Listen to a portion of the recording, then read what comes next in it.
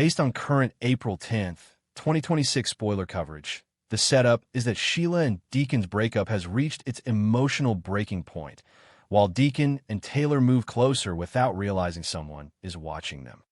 Multiple spoiler roundups also point to Sheila's exit, Deacon's heartbreaking conversation with her, and a mystery of whether the unseen observer is really Sheila or someone else. What happens after a woman like Sheila loses the one man who made her believe she could still belong somewhere in the world is never simple, never clean, and never as quiet as the people around her pray it will be. On the surface, the story appears almost painfully straightforward. Sheila Carter learns the truth about Taylor and Deacon. The illusion cracks. The marriage collapses. Deacon finally says out loud what everyone around him already sensed, that what he feels for Taylor is real, that what began in secrecy has crossed the line into love, and that the life he imagined with Sheila is no longer the life he wants. Taylor, after wrestling with guilt, fear, and the unbearable pressure of hiding something that could only end in disaster, admits the truth as well. In another world, that confession might have felt freeing. In this one, it feels like striking a match in a room filled with gas. There is heartbreak, yes, but beneath the heartbreak there is humiliation, betrayal, memory, and that far more dangerous thing Sheila has never known how to survive with grace: replacement. That is the real wound. It is not simply that Deacon chose Taylor. It is that he chose a version of life that Sheila can never fully enter, no matter how hard she performs the role of changed woman, devoted wife, or misunderstood outsider. Taylor represents legitimacy. She represents safety, acceptance, family dinners that do not end in police sirens, quiet mornings without fear, and the kind of future that comes with front doors left unlocked because no one in the house is afraid of what love might turn into by nightfall.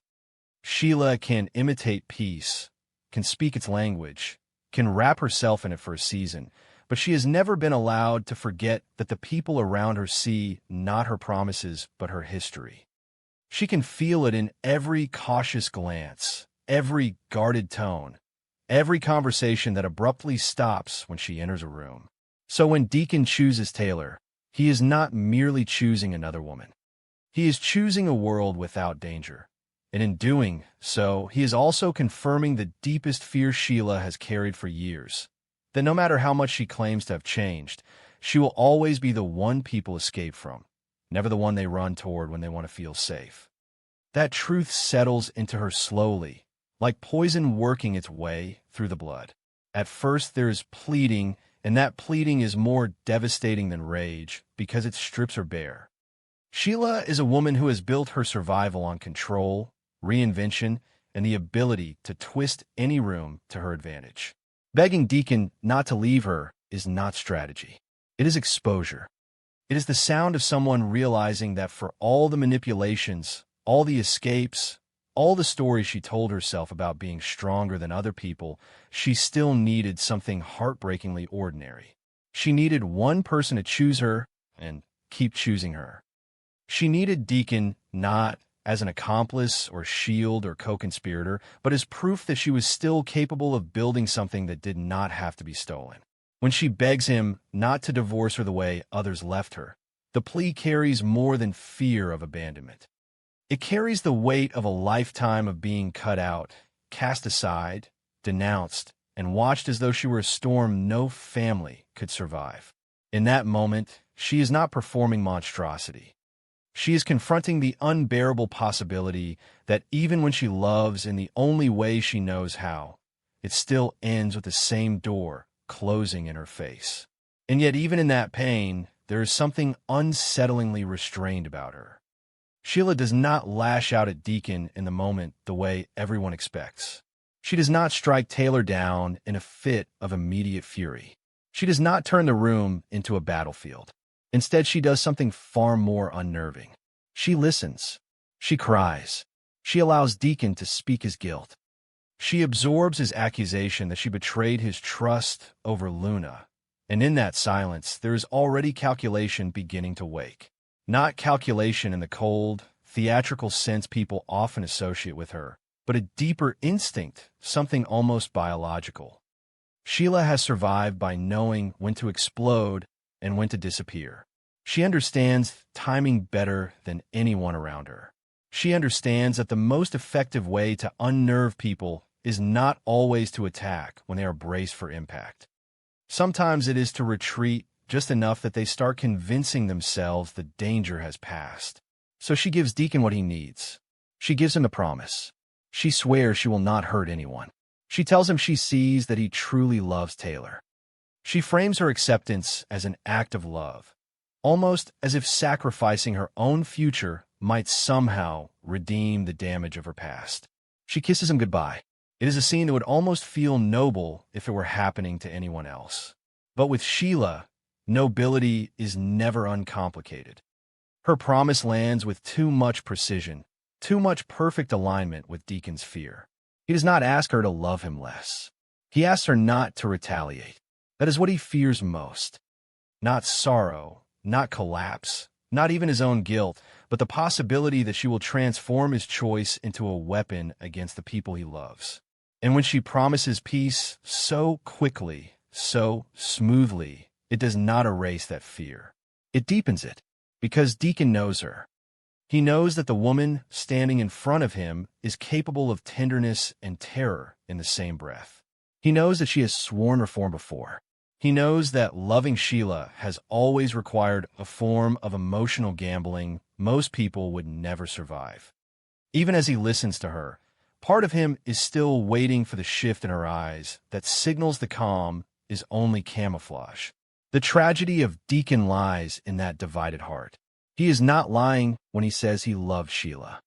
He did love her in the messy, improbable, wounded way only someone like Deacon could. He saw the part of her that yearned for belonging. He believed, perhaps against all reason, that if anyone could anchor Sheila to something steadier, it might be him. He gave her work, shelter, dignity, and the kind of public loyalty no one else dared offer. He defended her when everyone called him foolish.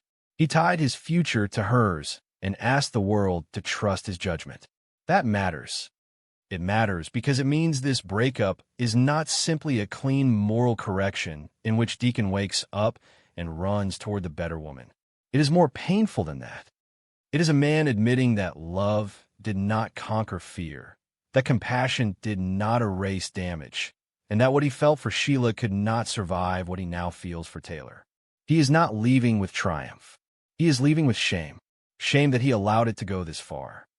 Shame that he delayed the truth because he was afraid of her reaction. Shame that in trying not to destroy her, he still became the one to break her. The moment that exposes him most completely is not his confession of love for Taylor, but his inability to deny Sheila's understanding of him. When she recognizes that he waited because he was afraid of her, that silence says everything. The man who married her feared her. The man who defended her to everyone feared what she might do to Hope, to Taylor, to the fragile life around him. That realization humiliates Sheila more deeply than the affair itself. Betrayal by a spouse is one wound.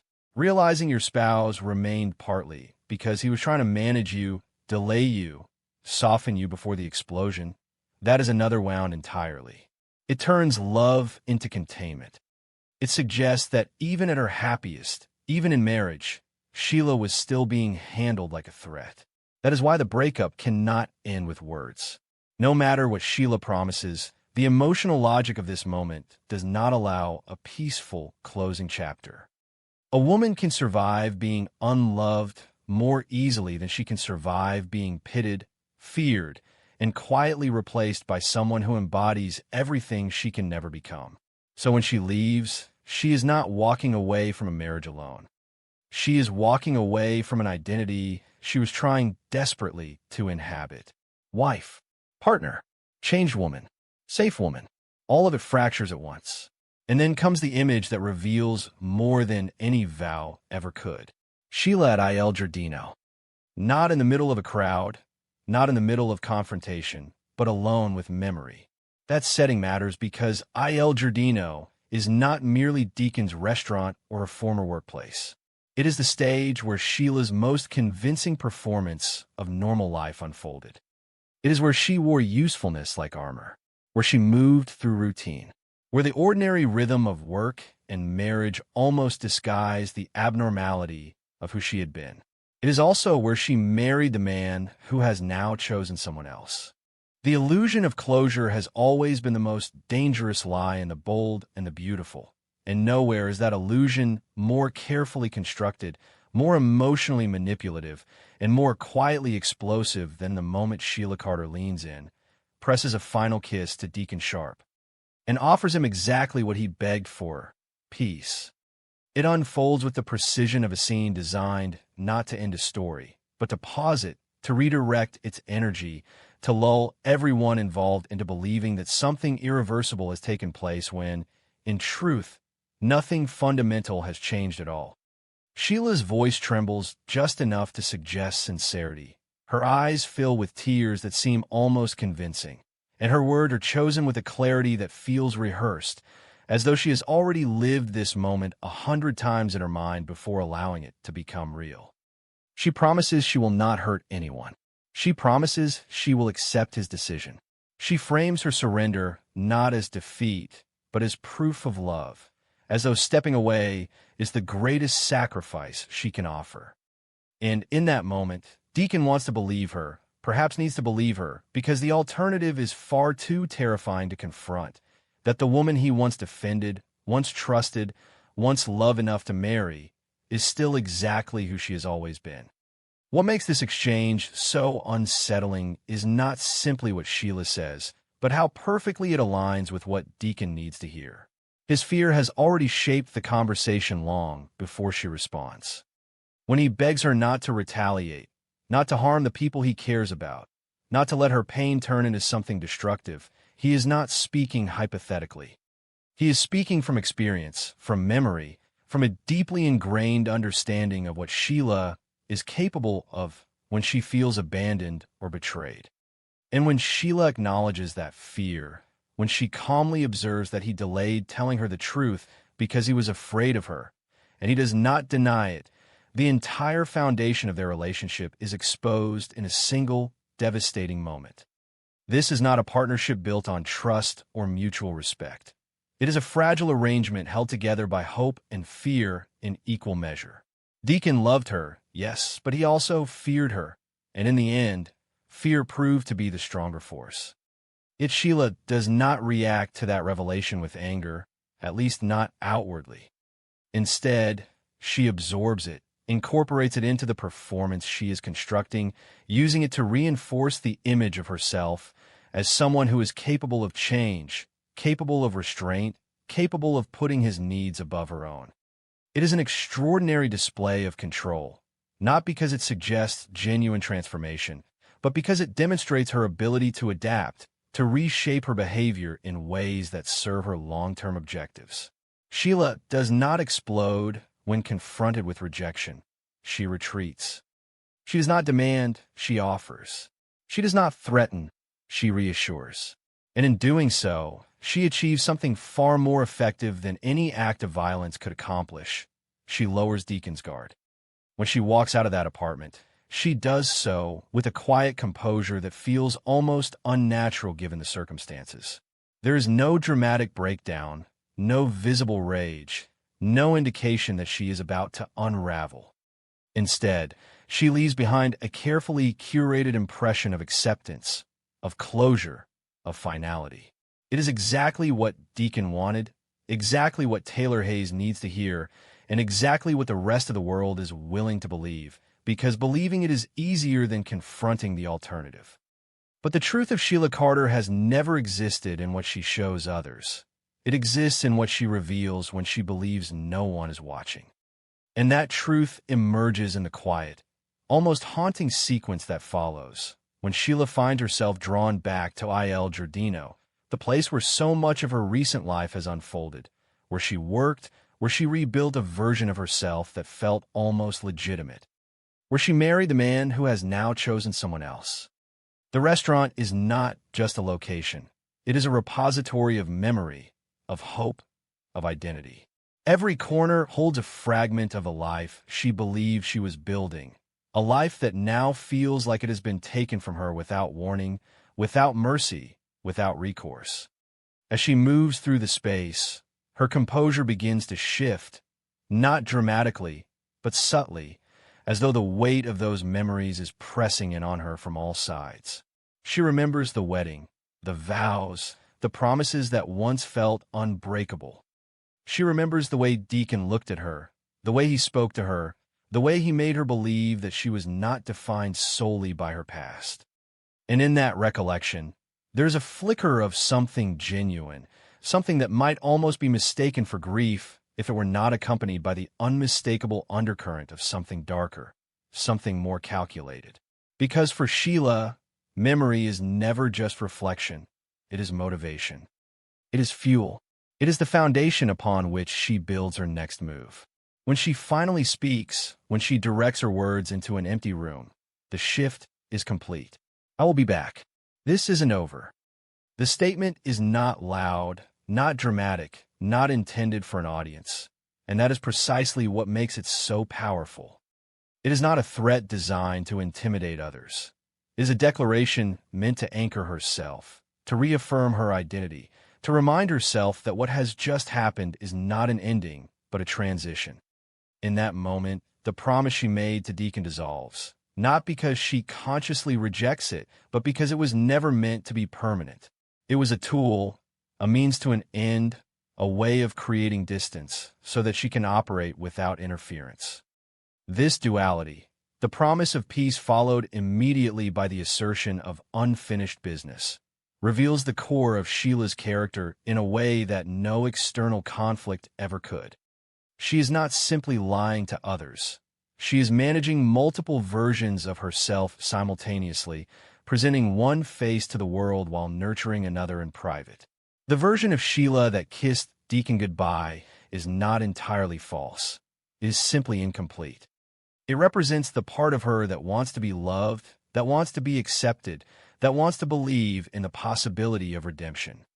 But the version of Sheila that stands alone in Il Giardino, whispering to the emptiness, is the part of her that cannot let go, that cannot accept loss without response, that cannot allow the story to end on someone else's terms. The ripple effects of this moment extend far beyond Sheila herself, touching every character connected to her in ways that are both immediate and inevitable. Steffi Forrester Finnegan senses the shift almost instinctively, her vigilance intensifying rather than easing in the wake of Sheila's departure. For Steffi, safety is not defined by absence, but by certainty, and there is nothing about Sheila's exit that feels certain. Her experiences have taught her that Sheila's calm is often a precursor to something far more dangerous, and that understanding keeps her in a constant state of readiness, scanning for signs, anticipating threats, refusing to be caught off guard. Ridge Forrester, while outwardly relieved, carries his own brand of skepticism, one rooted in years of witnessing Sheila's capacity for manipulation and reinvention. He may allow himself a moment of cautious optimism, may even entertain the possibility that this time could be different, but that optimism is tempered by a recognition that Sheila has defied expectations too many times to be easily dismissed. And John Finnegan finds himself caught in the most complex position of all, torn between his role as a husband and father, his responsibility to protect his family, and the unresolved emotional connection he carries toward the woman who gave him life. For Finn, Sheila's actions are never just external events. They're deeply personal, each development forcing him to reevaluate his understanding of who she is and what she means to him. What makes the situation even more volatile is the way Deacon's fear continues to resonate long after Sheila has left. His admission, or rather his failure to deny that he feared her, becomes a kind of emotional anchor for the entire narrative, a reminder that beneath all the declarations of change, beneath all the promises of peace, there's a history that cannot be erased. That fear does not disappear simply because Sheila has walked away. It lingers, shaping perceptions, influencing decisions, creating a sense of unease that permeates every interaction. It is a silent presence, as powerful as any physical threat, because it is rooted in truth.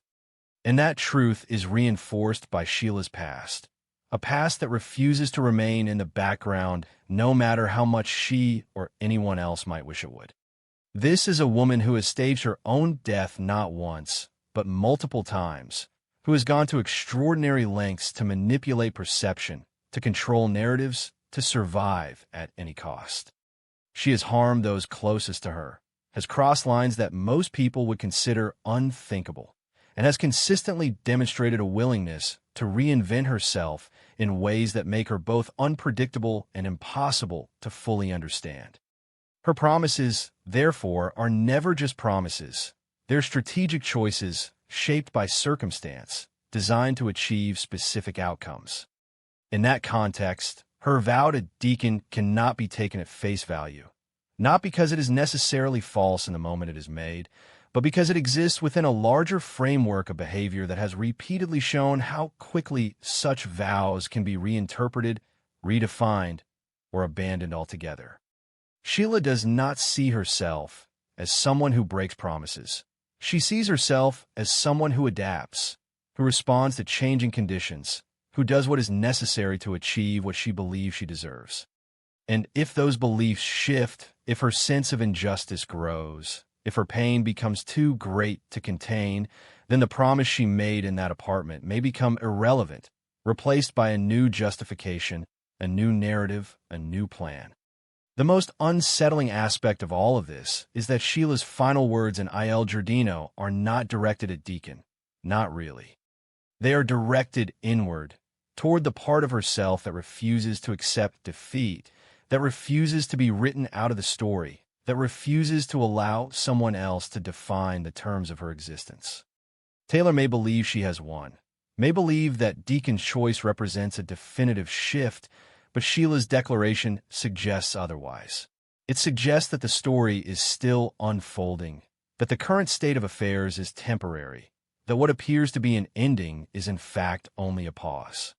And in a world where appearances are so often deceptive, where calm can conceal chaos, where promises can mask intentions, that pause becomes the most dangerous space of all. It is a space where plans are formed, where emotions are recalibrated, where the next move is carefully considered. It is a space where Sheila Carter is at her most powerful, because it is a space where no one is watching, where no one is questioning, where no one is prepared for what comes next. The kiss, the promise, the departure, the whisper, they are not separate events but interconnected pieces of a single, evolving narrative, one that is far from complete. And as the characters around her attempt to move forward, to rebuild, to find stability in what they believe has been resolved, the truth remains quietly, persistently present. Sheila has not ended her story. She has simply stepped out of view, and in doing so, she has made her